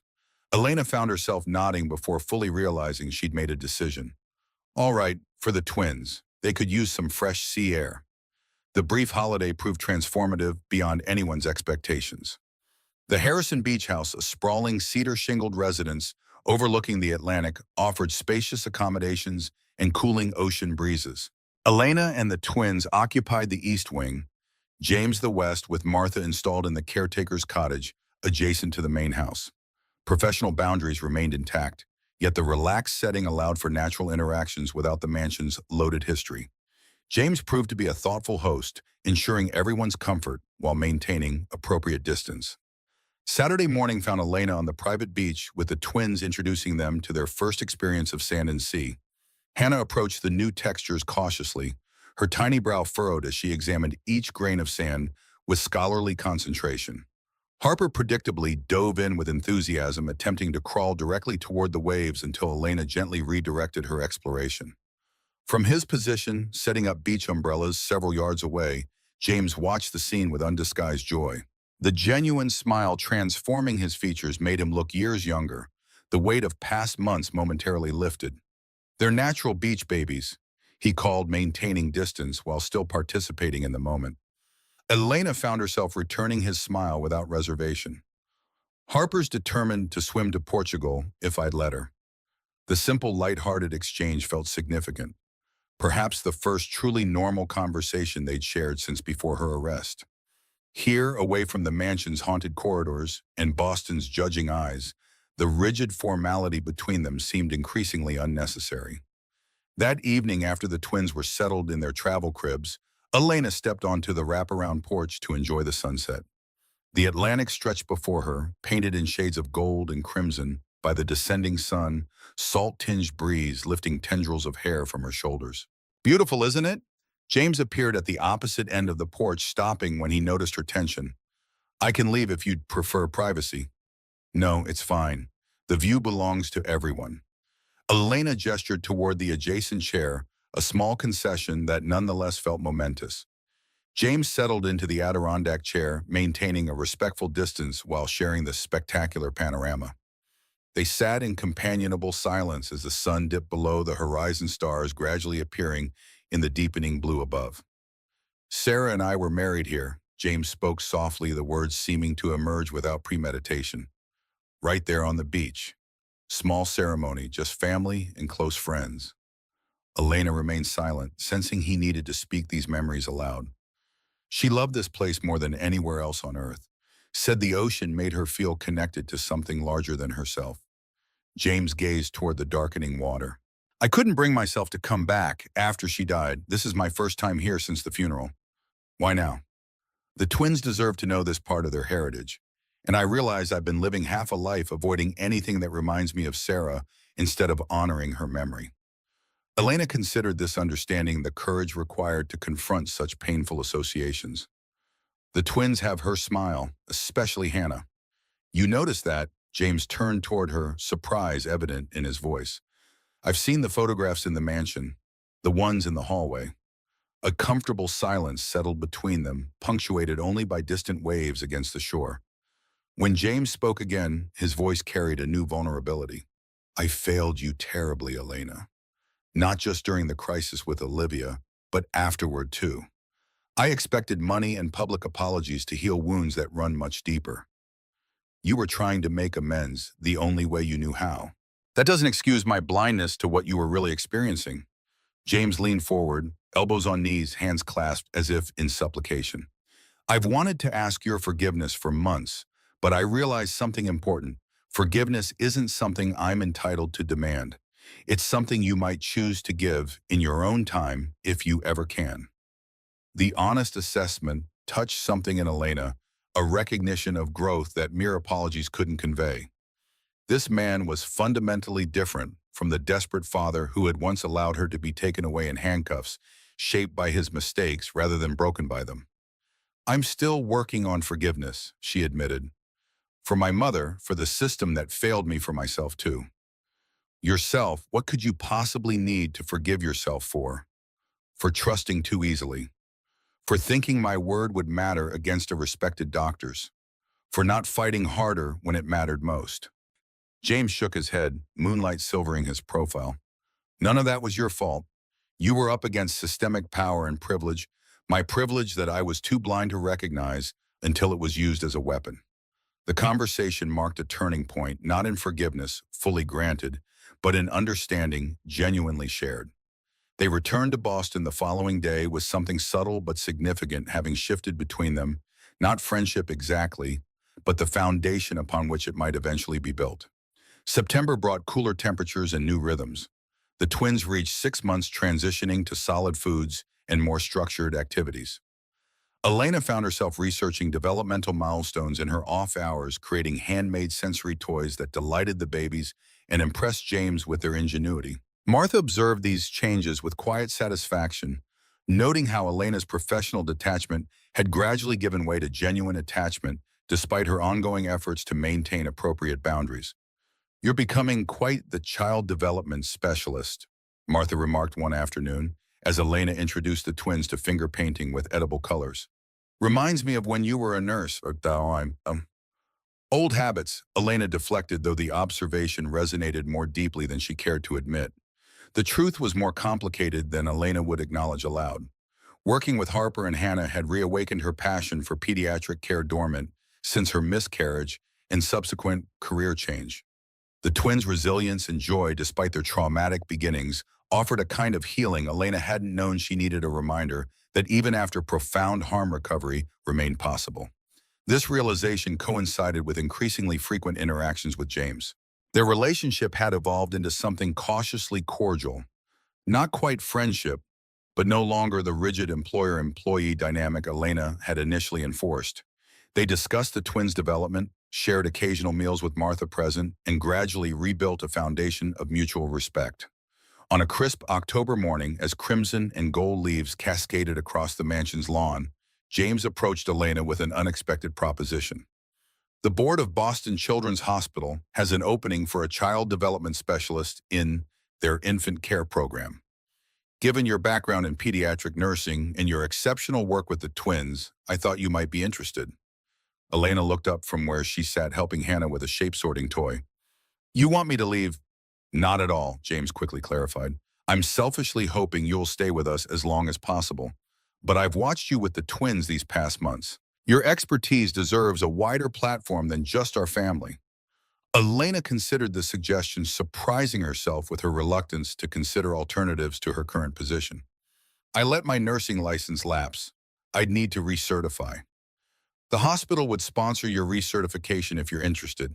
The position would start next summer, giving you plenty of time to complete the requirements. You've thought this through quite thoroughly. I want what's best for you, Elena, even if that eventually means moving on from us. The sincerity in his voice touched something Elena had kept carefully guarded. This wasn't the controlling behavior of someone who viewed her as an employee, but the supportive encouragement of someone who genuinely cared about her future. I'll think about it, she promised, touched by the gesture, even as she recognized her own ambivalence about leaving the twins. That evening, Elena called her mother to discuss the unexpected opportunity. Their relationship had steadily improved over recent months, Sunday lunches evolving into more frequent contact and increasingly honest conversations. It sounds perfect for you, Susan's enthusiasm carried clearly through the phone. A chance to use your nursing background and all you've learned with the twins. I'm not sure I'm ready to leave Harper and Hannah. Who said anything about leaving them completely? You could work part-time at the hospital and continue with the twins on a modified schedule. Elena hadn't considered this possibility. I don't know if James would agree to that arrangement. That man would agree to anything that keeps you in his life, Susan observed with the maternal directness. Even a blind person could see how he feels about you. Mom, it's not like that between us. Perhaps not yet, but there's clearly something there on both sides. Elena changed the subject, uncomfortable with her mother's perceptiveness. Yet the observation lingered, forcing her to acknowledge what she'd been carefully avoiding. Her feelings for James had evolved beyond professional respect into something more complicated.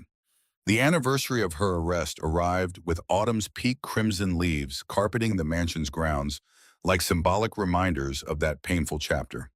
Elena had anticipated the date would trigger difficult emotions, but she hadn't expected James to remember the significance. He approached her in the garden, where she sat watching the twins explore fallen leaves, his expression solemn. I know what today is. I wanted to acknowledge it rather than pretend it didn't happen. Elena nodded, appreciating his directness. It's been exactly 1 year. I thought perhaps you might like some time off, or if there's anything special you'd like to do. Actually, there is something. Elena had made this decision days earlier after considerable reflection. I'd like to visit Olivia Preston at MCI Framingham. James's surprise was evident. Visit Olivia? Why would you want to do that? I need to see her, to understand, and maybe to finally close that chapter completely. I'll make the arrangements, James promised, though concern creased his forehead. Would you like me to accompany you? No, this is something I need to do alone. The Massachusetts Correctional Institution at Framingham presented a stark contrast to the autumn beauty surrounding it.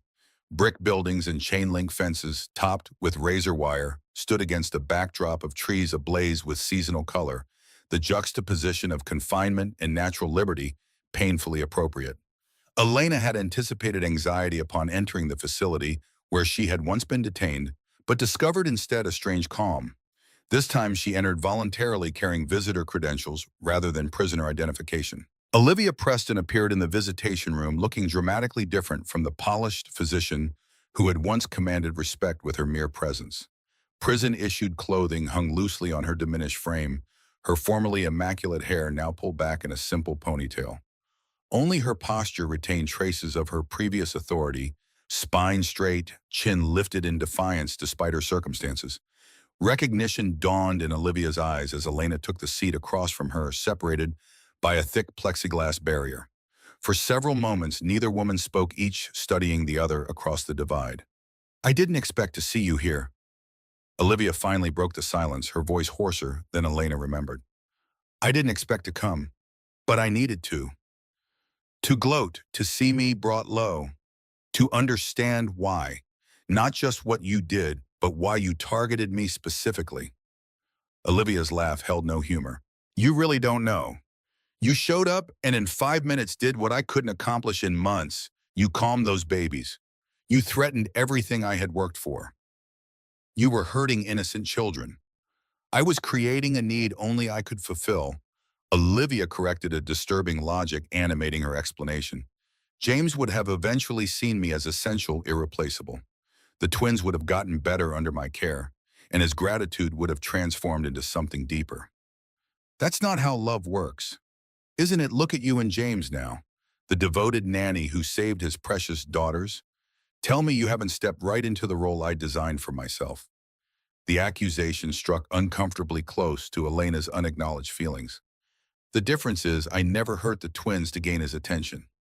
No, you just benefited from my downfall. Olivia leaned forward, eyes narrowing. How does it feel playing mother to another woman's children, enjoying the lifestyle I should have had?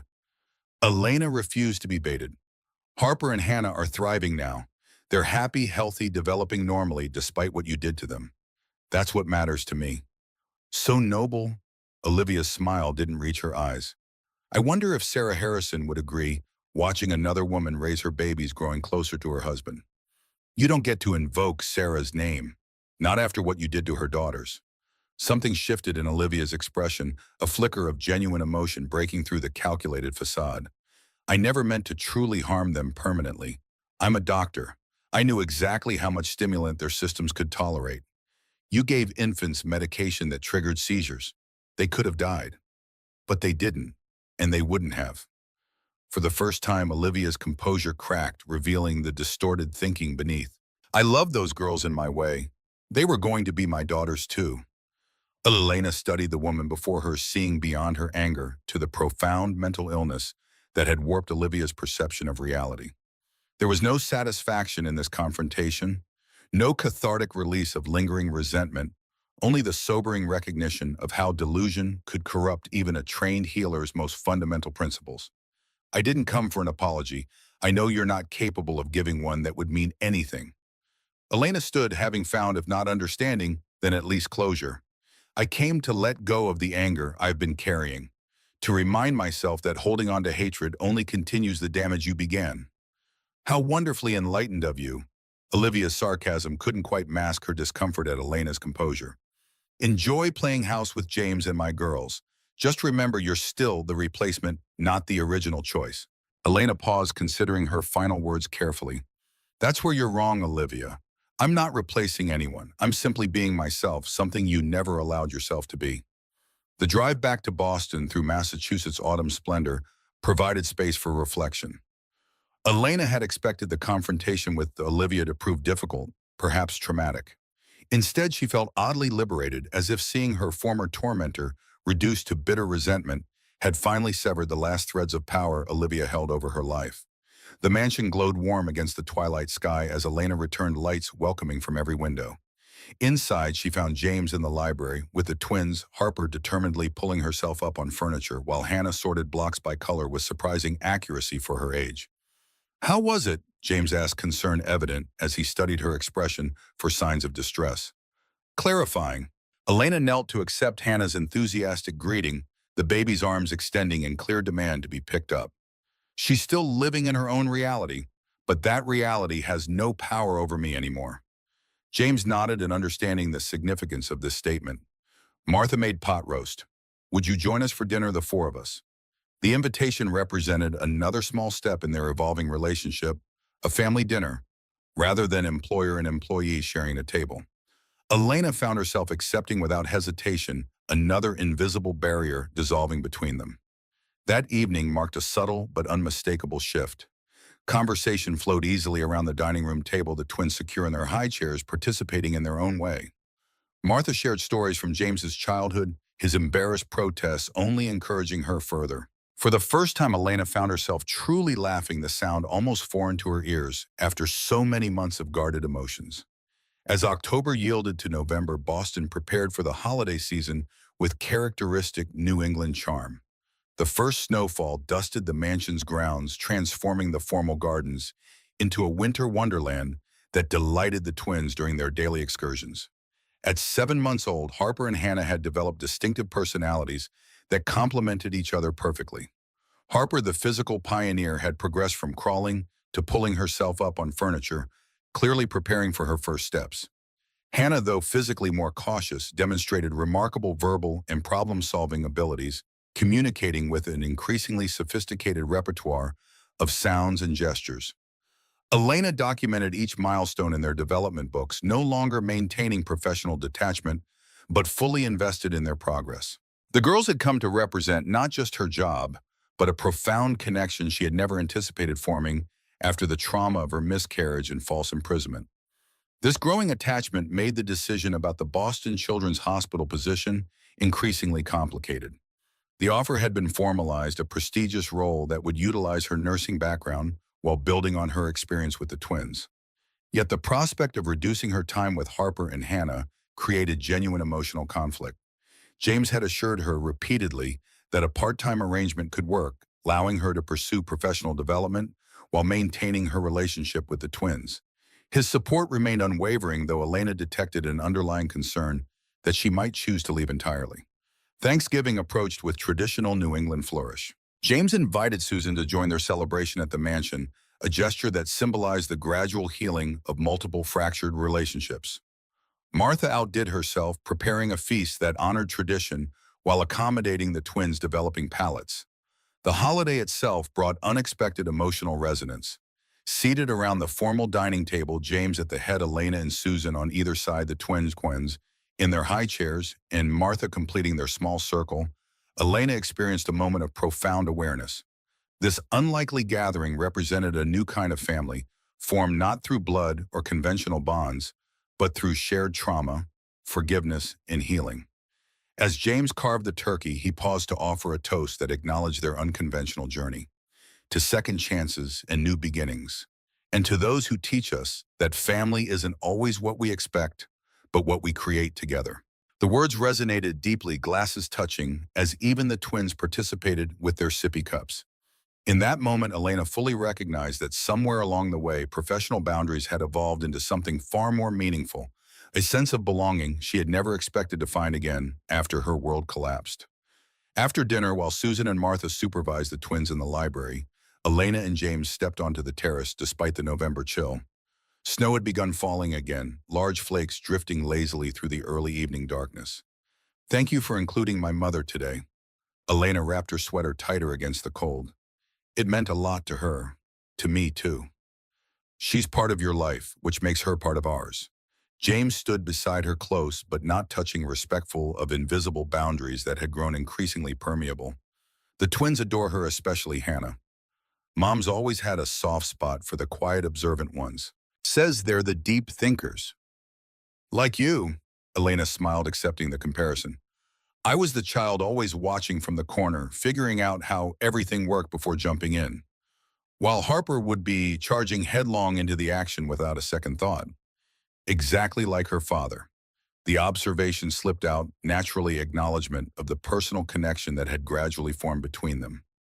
James turned toward her, snowflakes catching in his dark hair, his expression revealing emotions he'd kept carefully restrained for months. "Elena, there's something I've wanted to ask you, but I've been afraid of overstepping." She met his gaze directly, no longer hiding behind professional distance. "You can ask me anything." "The hospital position starts in June. You've been considering it for weeks but haven't given them an answer. Is that because you're uncertain about the job itself? Or because of us, this complicated relationship we built?" The directness of the question demanded equal honesty in response. "Both, I think. The position is perfect professionally, but the thought of leaving Harper and Hannah, even part-time." She paused, gathering courage for complete truth. "And yes, there's us too, whatever this is becoming." "What do you want it to become?" Snow continued falling around them, insulating their conversation in a private world of white. The mansion's warm lights glowed behind them, the sounds of family celebrating drifting faintly through closed doors. "I've been so focused on rebuilding my life, on healing, that I haven't allowed myself to think about that question," Elena admitted. "After everything that happened, trusting again seemed impossible, especially trusting you." "I understand that better than anyone." James's voice softened. "Trust isn't something you can demand back once it's broken. It has to be rebuilt, slowly earned through consistent actions rather than promises. You've been doing that, I've noticed." The simple acknowledgement clearly meant everything to him. "I want you in our lives, Elena, not just as the twins' nanny, but as yourself, whatever role you choose. If that means supporting your hospital career while you remain part of our family in a different capacity, I'll do that. If it means something more personal between us eventually, I'd welcome that too. But the choice has to be yours without pressure or obligation." Elena studied his face in the soft light spilling from the mansion windows, seeing sincerity, vulnerability, and something deeper that neither of them had named yet. "I'm not ready to leave Harper and Hannah, even part-time. The hospital position can wait another year. And us. That's something I'd like to explore slowly. No rushing, no pressure, just seeing where this leads naturally." James nodded, understanding the significance of this cautious opening. "I can work with slowly." As they turned to rejoin the others inside, Elena made a spontaneous decision, reaching for James's hand. His fingers entwined with hers, warm. Despite the winter chill, the simple connection symbolizing a new beginning neither had anticipated when their paths first crossed. Inside, Hannah spotted them first, her face lighting up as she extended her arms toward Elena. James lifted his daughter, bringing her close so she could touch Elena's snow-dampened hair with fascinated fingers. "Mama," Hannah said clearly. The the syllables distinct and deliberate despite being her first recognizable word. The room fell silent, everyone registering the significance of the moment. Elena felt her breath catch emotion rising, unexpected and powerful. Hannah just said her first word, Martha whispered, reaching for her ever-present notebook to record the milestone. Mama, Hannah repeated, her tiny hand patting Elena's cheek with perfect conviction. Elena looked to James, uncertain how to respond to this development that crossed the final boundary between professional care and familial bonds. His eyes shimmered with emotion rather than distress. She knows who loves her, he said simply. They both do. As if on cue, Harper pulled herself up on the coffee table, reaching toward them with determined concentration. Mama, she echoed clearly, unwilling to let her sister claim this developmental milestone alone. In that crystalline moment, surrounded by this unconventional family created through tragedy and healing, Elena recognized that some journeys don't follow expected paths. Sometimes the wrong turn, the detour through darkness, leads eventually to a destination more meaningful than the original route ever could have provided. The snow continued falling outside winter's first serious storm, transforming the landscape.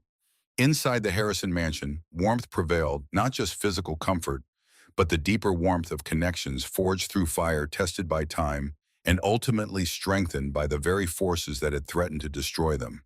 Harper and Hannah, secure in the circle of those who loved them, represented the ultimate triumph over darkness, living proof that even the most traumatic beginnings could give way to joyful futures when guided by genuine love and unwavering care. As Elena gathered both twins into her arms, their small voices practicing their new word with gleeful repetition, she finally understood that healing isn't always about restoring what was lost, but sometimes about discovering something entirely new and unexpected in its place. The completion of one circle, winter, returning to the mansion, but this time bringing joy instead of despair, marked the beginning of another. A family formed not by convention, but by choice, bound together by the shared understanding that true love isn't merely about happiness, but about healing, growth, and the courage to trust again, despite the risk of pain. And as the snow continued to fall, blanketing Boston in pristine white, the Harrison mansion stood as a testament to second chances, a place where shattered lives had been carefully reassembled into something more beautiful than before, like broken pottery mended with gold, its very fractures becoming the source of its newfound strength and beauty.